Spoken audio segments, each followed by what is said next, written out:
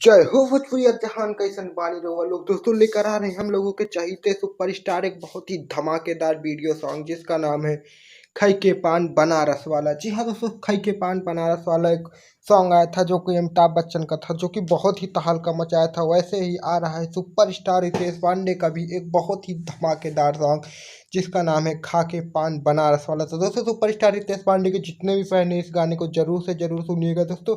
यह सॉन्ग बहुत ही हिट होगा क्योंकि इस सॉन्ग का बोल ही बता रहा है कि यह सॉन्ग कितना सुपर डुपर हिट होगा। खा के पान बनारस वाला दोस्तों, यह सॉन्ग हम लोगों के बीच में कल 11 बजे आएगा। तो दोस्तों सुपरस्टार रितेश पांडे के इस गाने को आप लोग कितना बहुत सारा प्यार और आशीर्वाद दीजिए ताकि यह गाना मार्केट में आते ही ट्रेंडिंग पर आ जाए और बहुत ही धूम मचाए। तो दोस्तों सुपरस्टार रितेश पांडे और सभी सुपरस्टारों की सबसे पहले ट्रेंडिंग न्यूज जानने के लिए हमारे चैनल को कर लीजिए सब्सक्राइब, क्योंकि हम अपने इस चैनल पर लाते हैं इसी तरह भोजपुरी न्यूज सबसे पहले आपको। मिलते हैं नेक्स्ट वीडियो में, तब तक के लिए जय हिंद, जय भारत, जय भोजपुरी जहान।